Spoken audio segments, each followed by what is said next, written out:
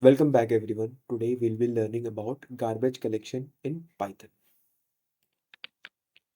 So before learning about what is garbage collection, we learn about why garbage collection.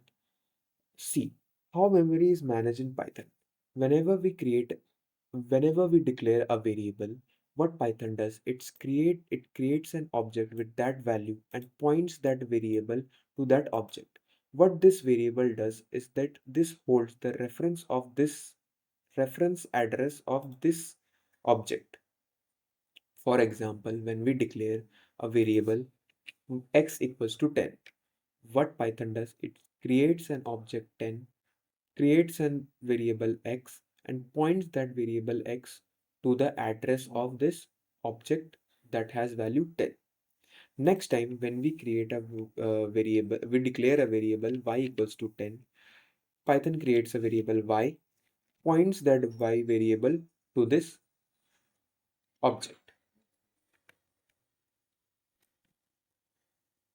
Next time, when this value of variable y is updated to value 7, what happens is that this y variable now points to a new object that is created that has value 7. And when this variable is deleted, but this object still exists in the memory. So we need that occupies space. If similarly many objects many objects occupy the space are created which occupies unnecessary space in our memory, which makes our machine slow. So we need a way that clears this unnecessary data. So here comes garbage collection in action. Moving ahead towards what is garbage collection. Garbage collection in Python is an automated memory management process that reclaims memory occupied by objects no longer in use, ensuring efficient memory utilization without requiring manual intervention. Simply, it means that it is a process by which Python frees up memory by deleting unnecessary objects. Now, how is it actually done?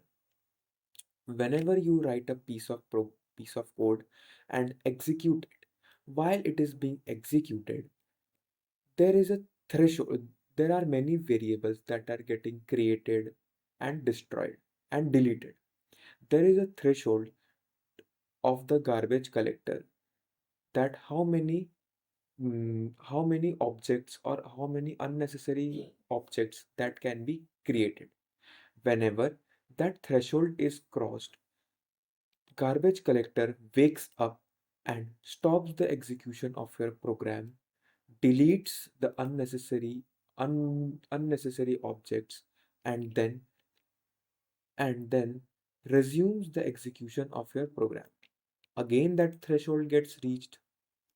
Again again garbage collector wakes up, cleans data, and then again your code is resumed. There are many cycles till your code execution is finally completed, and then all the variables that were used in your program are finally deleted. Now, there are two ways. How garbage collection happens in Python. First is reference counter. uh, like we mm, like we learned at the starting that whenever we declare any variable, an object is created, and the variable is pointed towards holds the reference of that object. Now that object also holds the ob- that object also holds how many variables are holding its reference. Here there is only one variable that is holding the reference of this object, let's say object A. So number of references this object A is holding is 1. Whenever another variable is pointing to is now pointing toward this object A, the reference count gets updated to 2. In a similar manner, new variables as new variables get pointed towards this object, this reference counter gets on increasing. And when this variable is deleted and also this variable is deleted, the reference comes down to 0. And whenever this reference count goes down to 0, garbage collector detects it and deletes this object. But due to this reference counting, a problem arises that is known as reference reference cycle. What is now reference cycle? For example, we create two lists A and another list, empty list B. What we now do is append append this B list to the A list and append the A list to the B list. What happens in memory is this is list A and this is our list B. This is list B. Now when now when this A list is appended to list B, a reference is attached to this B reference. Similarly, when this B is appended to A, A, a reference is attached to this. Now, when we delete these two variables, the reference count is still at 1, and Python garbage collector never detects these two objects, and these two objects remain till the remains in the memory till the program is completely executed.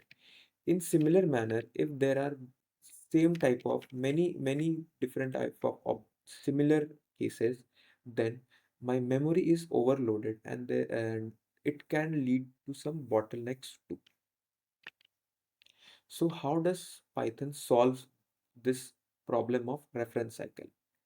So the second way that Python manages garbage collection is by generational garbage collection. Now, Python, what is general garbage collection? Python has divided divided its objects in three generations, namely generation 0, generation 1 and generation 2. All the newly created objects that are temporary are placed under the generation 0 type. When one once when the garbage collector is one cycle, when garbage collector is running, it deletes all the garbage objects, but whichever objects survive the first cleaning stage of the garbage collector, they are promoted to the generation 1. Similarly, one more, the programs keeps running. One again this garbage collector is run again the garbage collector runs, it again cleans data. Again, when this generation 1 objects are deleted, with the objects which survive this generation 1 are then promoted to generation 2. The default threshold for generational garbage collection is 700, 10, and 10, which means there can be 700 temporary 700 temporary objects in generation 0. 0. Whenever this is reached, there is a scan which cleans all the garbage objects. The remaining objects are then promoted to generation 1. This 10 means this 10 means that this 10 means that it requires 10 scans for generation 0, then generation 1 is scanned. And this last 10 means it requires 10 scans for generation 1, then generation 2 is run. So we can say that generation 0 is scanned frequently, generation 1 is scanned less frequently, and generation 2 is scanned most uh, very less frequently. So we learned how garbage collection is helpful in saving us memory. But there's a downside to this too. We saw that garbage collector runs during in between the execution of our program, and whenever it runs, it pauses your execution of program, takes some fraction of seconds, scans, deletes objects, and then resumes your program again. But this fraction of seconds is a problem in very low latency systems. So, in those low latency systems, we need to optimize our code and disable the garbage collector. To disable the garbage collector, we use gc.disable, and to manually run the garbage collector, we write gc.collect.